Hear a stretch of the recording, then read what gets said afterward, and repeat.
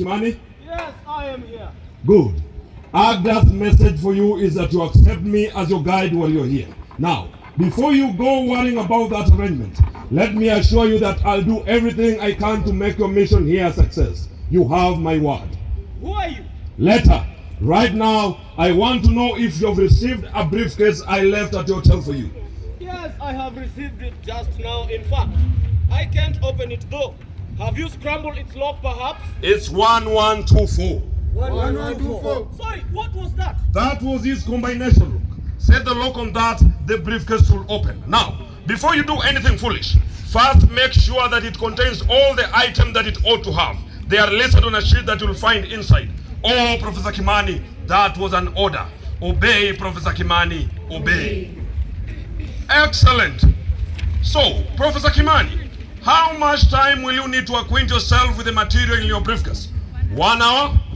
1 hour it is then. Good night. Wait, haven't you forgotten something? Me? Forget? Yes, I asked your real name. Who are you? Oh, that. Let's just say I'm your guide. Right. Comrade Melusi, Gorasim Lakon, Pasasya Makalesa, Tahir the land, to all the three, the call gave the key, 1124.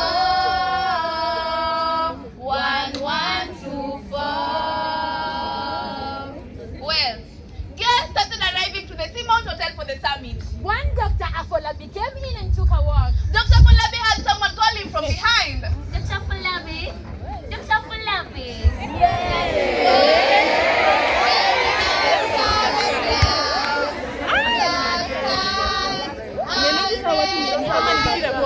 Who was she? Miss Fiona Mackenzie. Dr. Folabi, may I please have a word with you? With me? Are you sure? I'm sure, all right? Which means you'll now follow me. This way, please.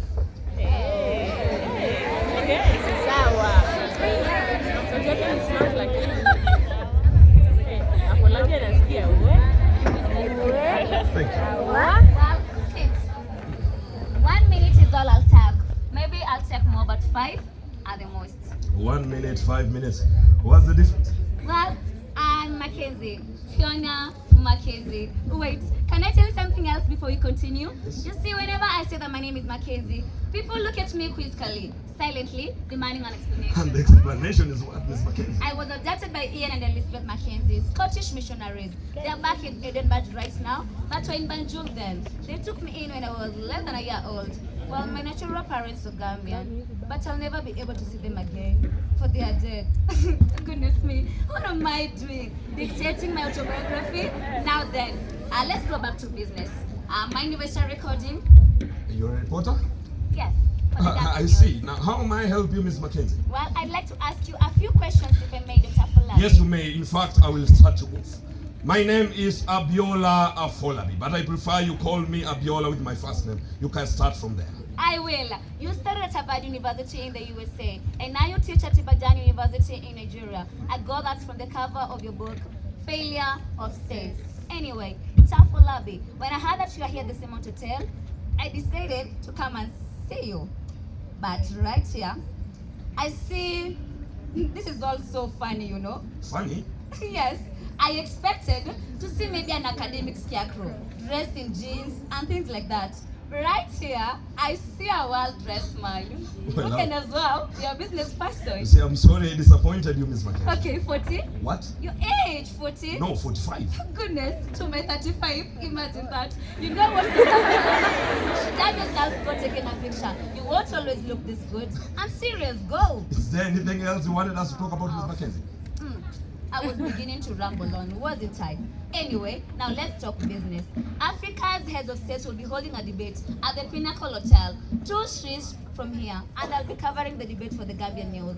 I understand that you'll be an advisor to the heads of states. So, Dr. Afolabi, could you give me some background? I mean, what should be the heart of the debate? Yeah, now, you see, Miss Mackenzie, not so long ago, 20 Nobel laureates discovered a way to develop Africa. And they published that development in a document with that title. African ministers for planning had a look at it and they liked it. Now, African head of states will be meeting in Banjul to discuss the same document and to adopt it as a common development strategy for Africa. That is the background, Ms. Mackenzie. So what are your expectations of the summit, Dr. Folabi? My expectations? Yes. Don't get me started. I expect the summit to be a historical change. Imagine Africa with no military coups, Africa with no rigged elections, Africa with no foul place, period. Dr. Folabi, not all heads of states assembled at the Pinnacle Hotel are fair players. In fact, a few are out and out foul players. They rose to power through military coups and rigged elections.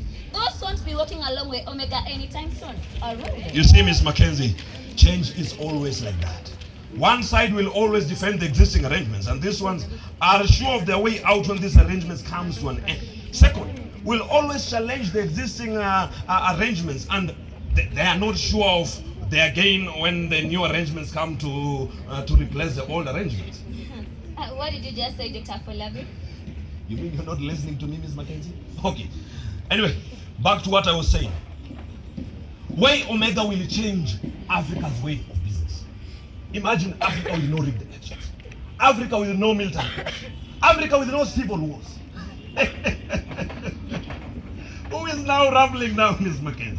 Remember I told you not to get me started. Yes, I remember. And yet, we have your book, Failure of States. Dr. Folabi, tell me, why are you so optimistic about Africa's future now, whereas in your book you were very pessimistic? Is it the content of Omega or the prestige of its author? Did you just call my book pessimistic? Yes, I did. Was pessimistic really what you meant, or you see, pessimistic means Okay. I'm sorry, Dr. Folabi. Let me try it in another way. Why are you so optimistic right now, whereas before you were very pessimistic? I heard you the first time, Ms. Answer Mackenzie. my question. What? I think I totally misjudged you, Ms. Mackenzie. I thought I just met a good man at a journalist and said you're one of the fire eaters who mistake journalism with bad manners. Well, you haven't answered my What question. joy do you get from being rude to those eaters? We have just met Ms. Mackenzie. What wrong have I done to you? All right. Sorry, Dr. Folabi. So, let me put it in another way. Why did you come to this house? Correction. I did not come. I was invited by presidents. Repeat, presidents. That means there is so merit in my book that you dismiss as pessimistic. What do you know about book, Ms. Mackenzie? Let me tell you something. Or on another thought, I won't. I don't have to defend my book before anyone. Let's not a third report of the Zambian. It's Gambian news. Whatever. Anyway, now can you go through your book and give me an example, a specific example in which your book agrees with the Omega? Yes, I can. Sorry, sir. Just a minute, please. Hello, sir. Yes, sir. I'll be there in an hour's time. Are you right away? Dr. Folabi, Silly Boss wants me back at the office. Something has come up. Sorry. So in only a word right now because I have no time left. Could you give me the example that you wanted to give? Let me understand you well, Ms. Mackenzie. You mean a man claiming to be your boss calls you and you want me to compress my explanation to one word? Come on, Dr. Folabi. You know bosses, they don't like to be kept waiting. I really must go. No. Maybe I could come back later. What do you think? Absolutely not. Then what do you suggest? I suggest you go read my book and not just the cover. Have a good day. Hey, Dr. Folabi. Hey, wait, Dr. Folabi. Me? Compress my explanation to one word? Am I Mumu?